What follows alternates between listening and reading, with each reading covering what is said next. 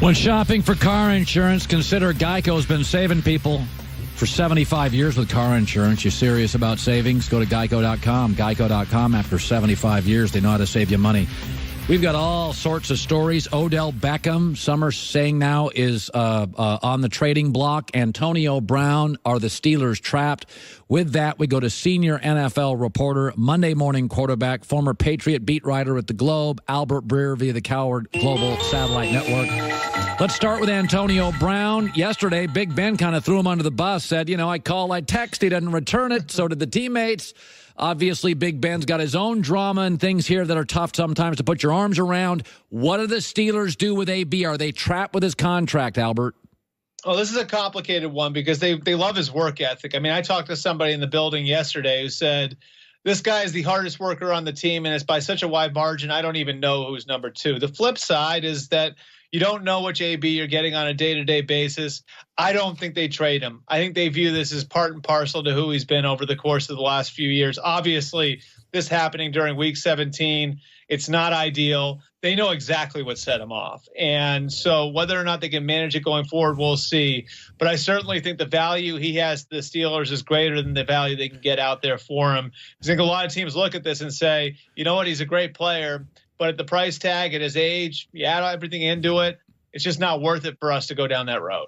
Okay, Jets in Cleveland have an opening. I'm going to go old school. Mike McCarthy's a winning coach. Everybody bailed on Andy Reid, and he's now the number one seed in the AFC. I'm not convinced that Big 12 coaches, coordinators, everybody, all these hot shots, and I got nothing against Cliff Kingsbury. I think he's very clever. He'll do very well at USC if he stays.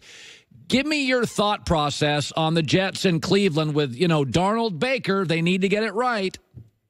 Yeah, they both have great opportunity because this is one of those rare situations where you've got young quarterbacks on rookie deals.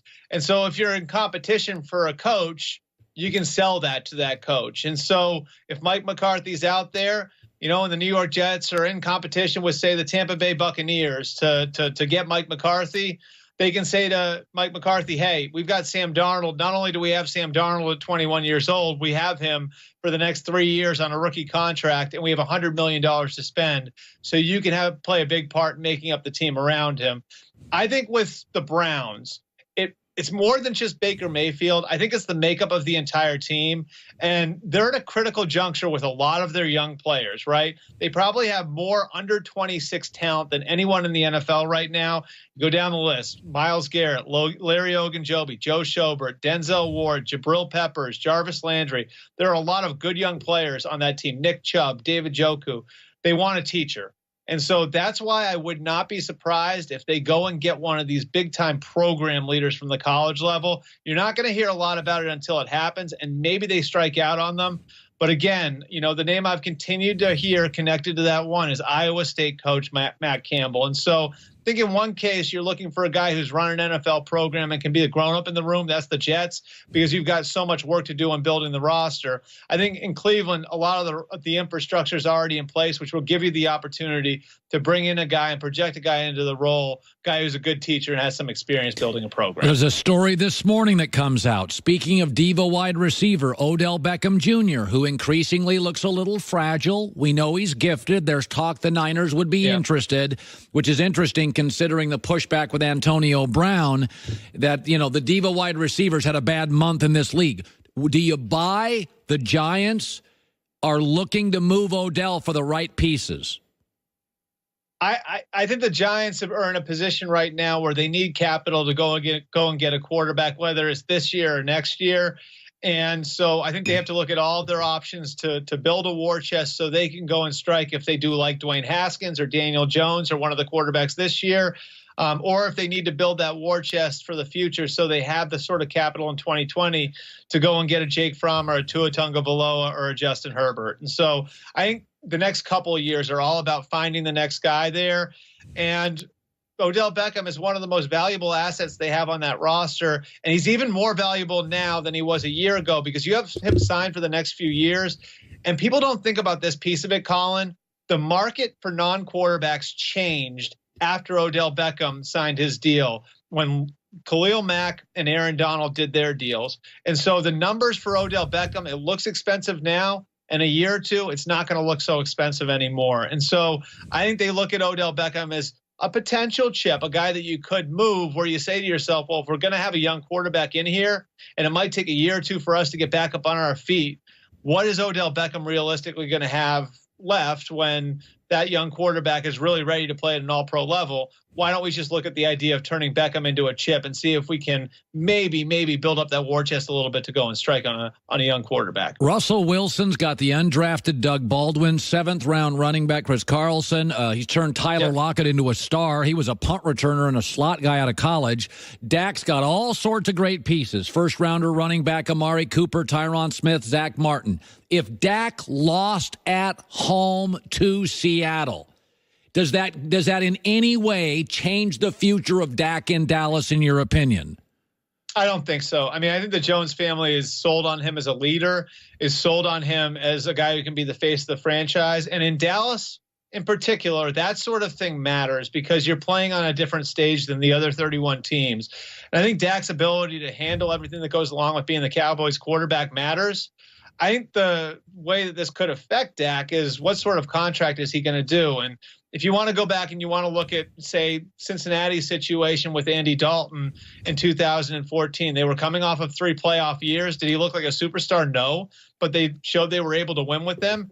And they got, a reasonable contract done with him where the numbers may have been big, but there were escape hatches there. And so if Dak goes and lays an egg on Saturday, I still think the Cowboys look to do a long-term deal with them. And I think the numbers will still be big quarterback numbers, but it may give them the leeway to put some escape hatches in that deal, which would allow them to get out down the road. But again, I think his ability to handle being the Cowboys quarterback is an important factor here. You and I are on the Colts are a year away from a dynasty. 9 draft picks, $100 million cap space. They could use a number 2 receiver, a pass rusher, and another corner, and they'll probably solidify their own line. They may go get a tackle. But when you talk to people around the league about the Colts, I said this earlier, we did not see the Warriors dynasty coming. We didn't think Joe Torre, who had a losing record, we didn't see that coming. Mike Krzyzewski was a 500 coach at Army. We didn't see that dynasty coming. When you talk to people around the league, I think Indianapolis starting next year, they become the Patriots. And I'm serious. I think they have a 10-year dynastic run. What do people around the league say to you? The right general manager. I mean, I think that Chris Ballard is considered among his peers as a top 5 general manager, a very good head coach who's shown to be capable of putting together a really good staff. Both his coordinators, Matt Eberflus and Nick Sirianni, are getting looks as head coaching candidates after just 1 year. And again, all the resources that you have on top of having a bona fide franchise quarterback in Andrew Luck. It's having all these young guys on rookie deals, your Malik Hookers, your Quentin Nelsons, your Darius Leonards.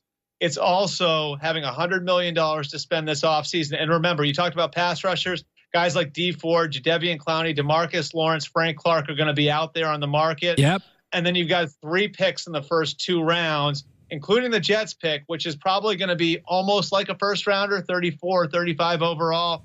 They're set up incredibly well. And again, I don't think they're getting a Super Bowl this year, but if I had to put odds on who's going to get to Super Bowl 54 in Miami early, I think the Indianapolis Colts would be at the top of the AFC list. Okay, I'm going to ask you 2 quick questions and just quick 10-second, 15-second answers. Okay, Green Bay Packers' next coach will be Josh McDaniels. Oh, why? And I've said this to you for a month, Colin. Why? Look, I'm going to explain this to you really quick, okay? Coaching Aaron Rodgers is difficult. There's an anxiety that goes along with it. There's a pressure that goes along with coaching a guy who has that much experience and ability. There's pressure on you to do that. Josh McDaniels is one of the few coaches on the planet who knows what that's like because he's been coaching Tom Brady. That is an important piece of this. I'm not saying for sure he's going to be the head coach. He needs to win the interview. I'm saying he's in a very good position going into this weekend. Okay, I allow that long answer because that was good. All right, one more. Le'Veon Bell next year is a starting running back for Tampa Bay Buccaneers. Yeah, that's what I heard. All right, that's good. Yeah, Tampa Bay Buccaneers. That was a shorter answer. Hey, you're great. Albert Breer, Monday Morning Quarterback. Great stuff, Albert. Thank you. All right, thanks, Colin. Boy, Joy. Whew. I mean, his explanation makes sense. Yes. I don't love that hire at all.